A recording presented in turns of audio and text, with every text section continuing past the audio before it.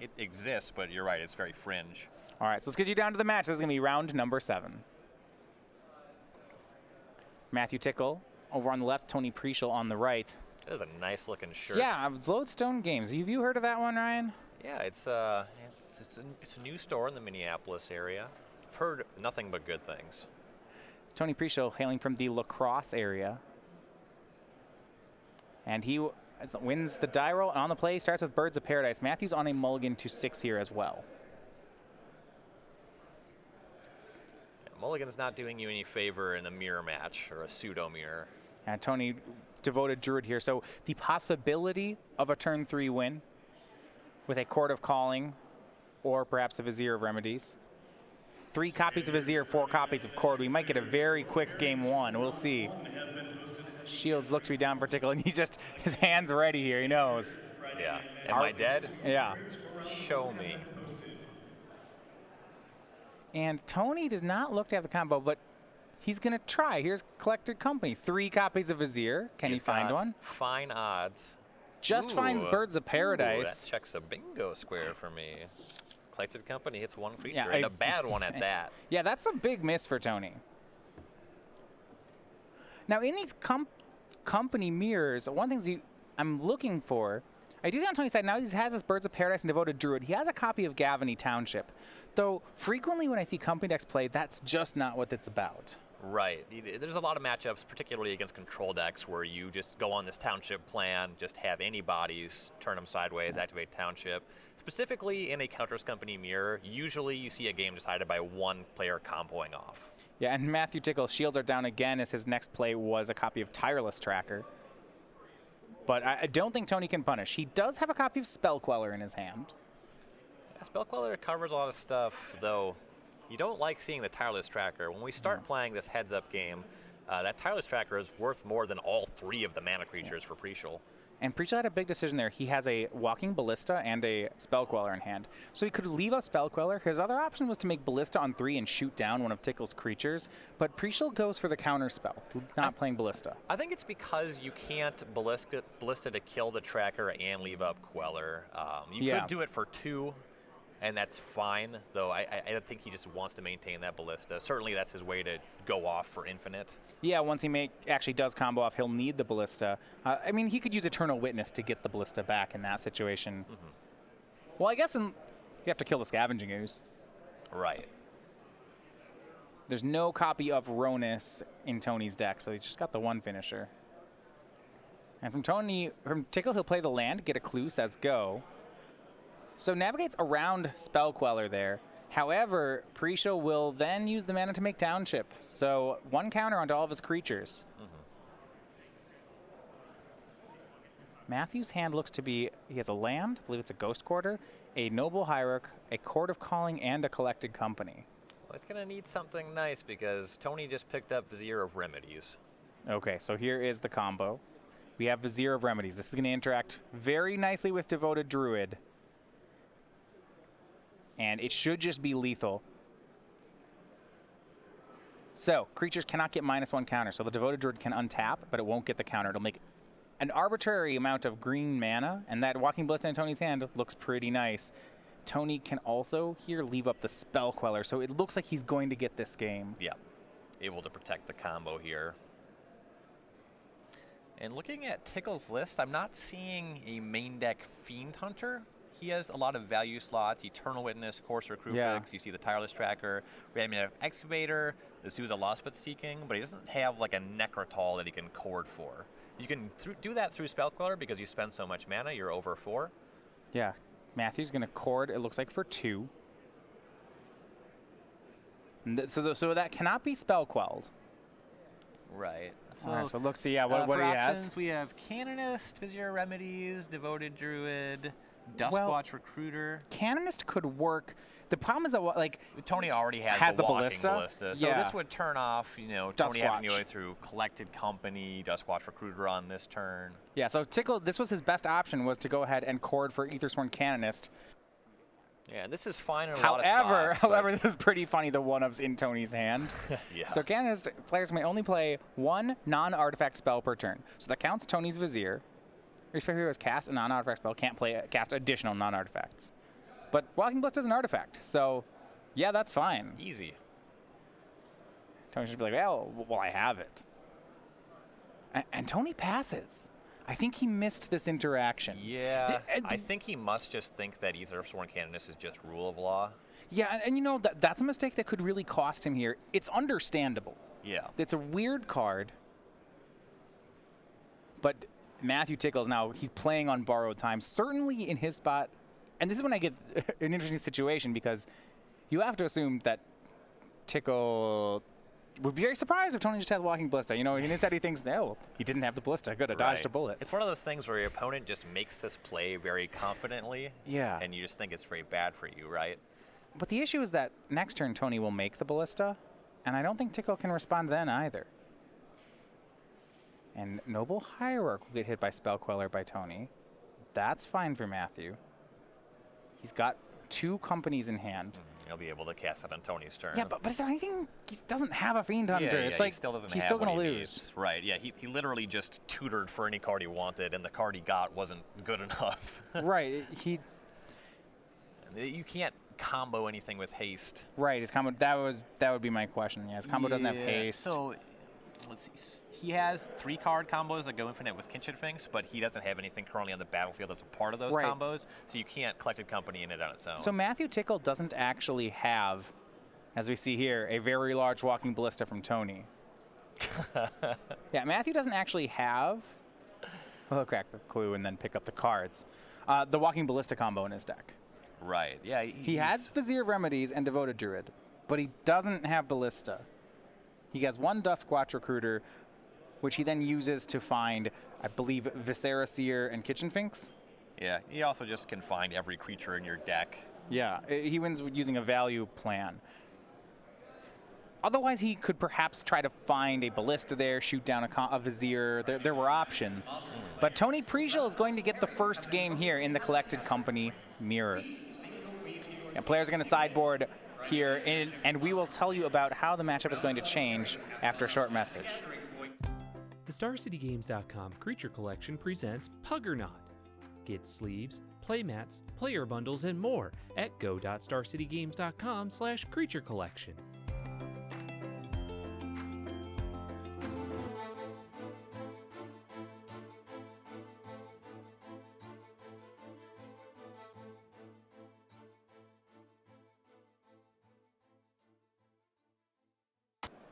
So welcome back here to round 7. It's Matthew Tickle versus Tony Preeshl.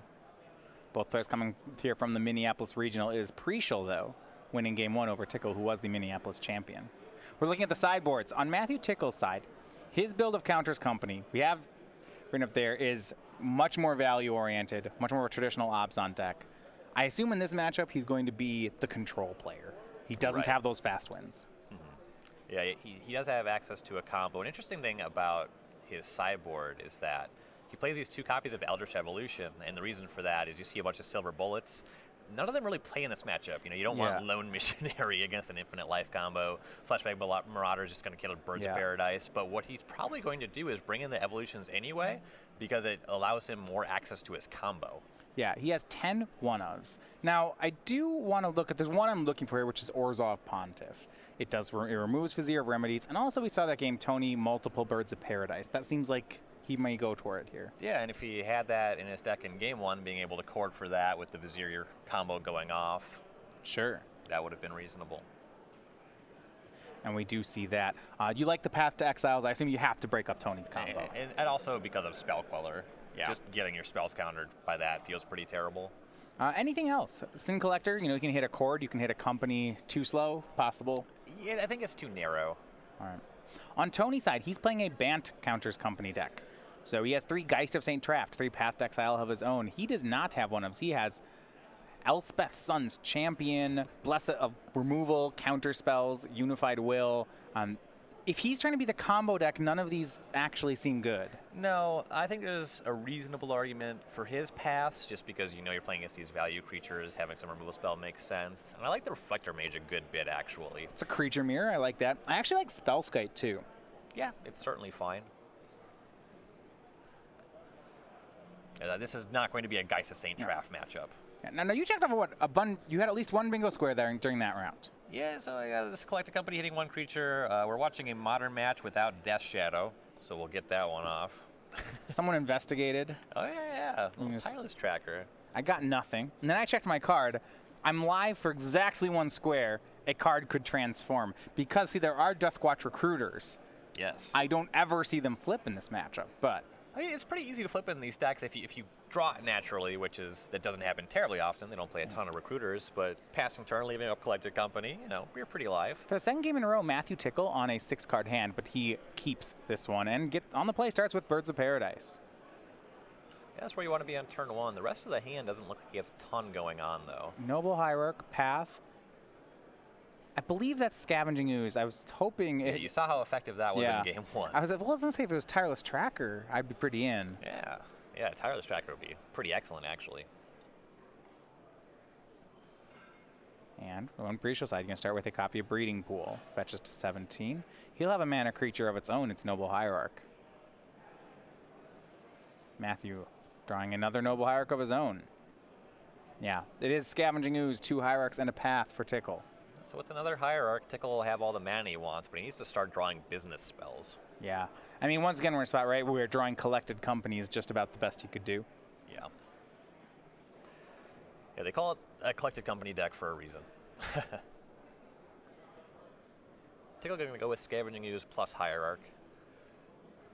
So once you have the Hierarch, they get to 4 mana, so you're pretty much set up with mana anyway. Yeah, he'll have 4 mana set up for the following turn. We look over at Tony's hand now. Razorverge Thicket, Reflector Mage, Spell Queller, Vizier of Remedies, 2 more, look like 3 more lands. Not bad, not huge. Yeah, the Reflector Mage, now that Tickal just has 2 mana creatures, you don't know yet that he's going to miss his 3rd land drop. Doesn't really do a ton here. Leaving a Spell Queller is relevant. And actually, I do have a square. I've just found it now. Attacking with Exalted, and boy, is it attacking with Exalted. Look at all these Noble Hierarchs. Tickal drawing a 3rd one for the turn. And Tickal, as he sometimes does, getting a little ahead of himself. Tries to commit 3 game actions. Tony says, I'm going to Spell Queller your 2nd Noble Hierarch. So, Ooze still swings in for 4. Preeshl down to 13. So back draws another land for the Bant player here. And now with his hand just being Reflector Mage, Vizier of Remedies, I think he may have another Spell Queller, actually, so I'll correct there. Neither player is actually threatening a combo, though. They're both multiple cards away. I think you're going to see more of this in sideboard games. Part of the reason that Tickal's not presenting a combo kill is, the card in his hand is Path to Exile. Right. You see fewer creatures post-sideboard. But the race is actually interesting. On Tony's side, I guess he has Spell Queller and Reflector Mage, which race pretty well. But in these racing situations, Scavenging Ooze is very good. Once we get to a point where creatures are actually blocking and trading in combat, Ooze gets out of control pretty quickly. Even right now, just any creature with this double Exalted does a pretty good job.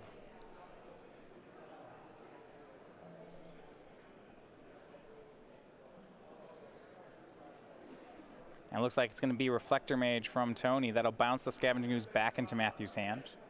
So now he just has mana, as we'll go back over to his turn. Life totals, they're going to matter here. Tickal at 14 for Preeshl. He is at 12. But this might change the math. Matthew, for the turn, drew a copy of Chord of Calling. With the Reflector Mage back in hand right now, is sealing his cording for 2. Ooh. Obviously makes an attack there. So I can only chord for 1, but I actually don't mind that attack. It is an attack for 2 thanks to Exalted. Yeah, and a big reason is that there's not really a 2 that's very exciting to grab. So when you chord for 1, are you grabbing the last Noble Hierarch? I think we would have saw that pre-combat if that was the plan. Might as well. He has let Tony untap, which means this Chord of Calling could get hit by a Spell Queller. Mm-hmm. I can't imagine it's going to be cast for an increment that allows it to be quelled. So you think, is Matthew just not going to cast? He'll just untap? Yeah, I imagine so. He could go and grab Viscera Seer. That seems okay. Yeah, I see the point. That I'm not that into the play. Yeah, his deck just has a lot of powerful threes. Getting Courser Crufix is totally reasonable here. If he produces a fetch land, Tireless Tracker is great. Tony will cast Kasali Pride Mage. That's on the second creature with Exalted of his own. So now the Spell Queller double exalts. It's looking to swing in for 4. We'll see if Matthew pulls the trigger on path. He will. Tony, 2 cards in hand. Vizier of Remedies, make it 3. And he will use the second Spell Queller on path. So hits in for 4. Matthew down to 10. Yeah, I like that Queller a good amount with the life totals the way that they are. Keeping the pressure up is pretty important. Though his shields are down, having used that second Spell Queller, we go over to Matthew. Drew a Lance, so he can cord for 3. You know, once again, I'm thinking, man, I wish there was a Fiend Hunter in Tickal's deck. Right. Could Fiend Hunt the Spell Queller. Get that Path to Exile. Yeah, shoot the other one. He's being punished in this matchup particularly for not having that one of. Right, and this is also just a bad board state for Orzhov Pontiff. You know, take care of your Noble Hierarch. Great. Yeah. Looking at some of the other 3s, I guess if he lets the Spell Queller exalt, Big Game Hunter is possible. I don't think he's boarded it in. Usually that's for Eldrazi, but... Yeah, this is not the best matchup for Big Game Hunter. He's just going to pass the Scavenging Ooze and pass it back. Still has access to cord for 2. Do you have an idea of what the 2 he's looking for is? We go back over 10 on Matthew's side and 9 on Tony's. He's light on mana. In a situation like this, I don't hate Duskwatch Recruiter. The thing is, he probably won't be able to convert it meaningfully. Yeah, he's just running out of time. Right. You could just hope to set up a combo, but he doesn't have a payoff is the issue with that. You know, even if you tutor for Devoted Druid, even if you draw your Vizier, you're still not doing anything. Yeah, no card like Linvala, sometimes you'll see that in these decks. Not even sure how good that would be on this board. A lot of times in Company Mirrors, that's really the silver bullet you go for. So Tony will attack with just 1 Spell Queller. That exalts up to a 4, 5. Same damage attacking with 1 creature or 2 creatures. So. Well, if Matthew's boarded in that Big Game Hunter, it's going to next turn, it can get punished for making this attack. How bad would that feel if you got... Well, at least he's attacking with the Noble Hierarch one. Okay, yeah, not the Path one that just gets really blown out. Right. Matthew is going to make a play. We see a go. He's demonstrating his ability to float 3 mana. Oh, he just made some mana. Nice. Mana's good at caster spells. Yeah, mana is one of the most important part of many Magic the Gathering decks. Tickal showing off his abundance of it. I'm surprised. So he didn't cord end step there, and I get that there's nothing great to cord for, but I'm wondering then what is the play? You know? I liked your cording for Duskwatch. It probably doesn't win. Yeah, I think that he's just really hoping to get lucky. He wants to draw Collected Company, find 2/3 of his combo, and then cord the last for the last part. I think he was setting himself up for that. He drew Overgrown Tomb. That's not going to be great, but he's drawing pretty narrow the way that the game is set up. And this is what I talked about before the game. These Spell Quellers, they give Tony a pretty significant advantage, not just because they're counter spells. You know, he has a Noble Hierarch and a Path to Exile under them. That's kind of whatever. But because they have flying, this board state would be kind of gummed up if both players are just casting ground creatures. Maybe Tickal be able to leverage the Scavenging Ooze, but Tony's just able to easily coast over with these flyers. Tony draws the turn. He draws his own copy of Path to Exile. And you're right, these Spell Quellers have just really made the difference this game. Not only are they flyers, which are great, I mean, they have a Path to Exile under one of them. Swing from Tony. It's just 1 creature, so okay, Big Game Hunter could happen. I don't think it will. A block by Birds of Paradise and Chord of Calling from Matthew. We'll see for how much. For X equals 3. Well out of range of a possible Spell Queller. Left up the fetch land, which suggests that we might be seeing a Tireless Tracker here. Yeah, Tickal did flash the Big Game Hunter out of his sideboard there. He's sizing up. He's just checking out his options here. Knight of the Reliquary, Orzhov Pontiff. Knight can get some of his lands, but still not sure where that goes. Yeah, we're not really in a game where he can effectively leverage Ghost Quarter. Playing 3 copies in this list. Yeah, it feels like he just has to go for a combo piece. Now, but the downside is going to be if he does that, Tony will just Path to Exile the card. Right. So he gets Tireless Tracker.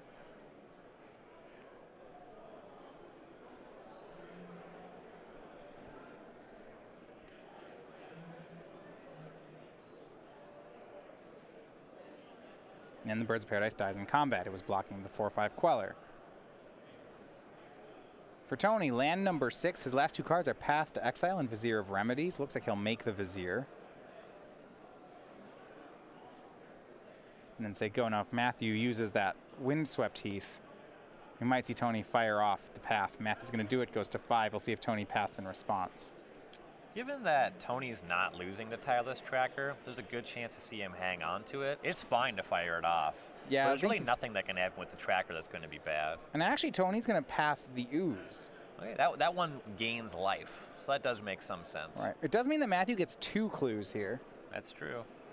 He doesn't really have the mana to do too much with clues. The first one matters, right? Right. Because you go down to 4 mana. You can draw Collected Company with 1 more draw. If you're drawing 2 cards, then you're not casting them. Right. You can get into a 2-drop. We just saw Tickal had access to any 2-drop in his deck that he wanted. He passed on those. What if Tickal starts drawing into a Path to Exile, though? That's really strong here. Yeah. Getting that first removal spell, taking care of the Spell Queller, that matters a good amount. Right. You get the next one, they start chaining. Matthew draws up to 2 cards, cracks a clue, can drop to 3. Land, land, land. Okay, well, I guess we're still going. Fetch land, sacrifice 2 more clues. And I guess he can still sacrifice both of them to look for a path. Yeah. I'll be going up to 5 mana here. Down to 4 life for Matthew Tickal. Well, he certainly has to find it. Yeah. There's lethal flyers hanging out. Well, he could, if he goes main phase, he could try to find Birds of Paradise. Sure. But he'll pass. He's going for that path. So Bird's no longer an out. We'll see if Tony might make it irrelevant depending on what he draws. You know, if Tony draws Walking Ballista, the game's going to be over. Yeah. As things stand, the game's pretty much over. By not doing this at sorcery speed, Tickal's representing Collected Company, but there's really no reason for Tony to care. I do like cracking these clues in main phase for the reason you mentioned. Finding Birds of Paradise, it just gives you another out to survive the turn. Here's a swing. Just the 1. So it is a lethal Spell Queller. Matthew going to crack 1 clue.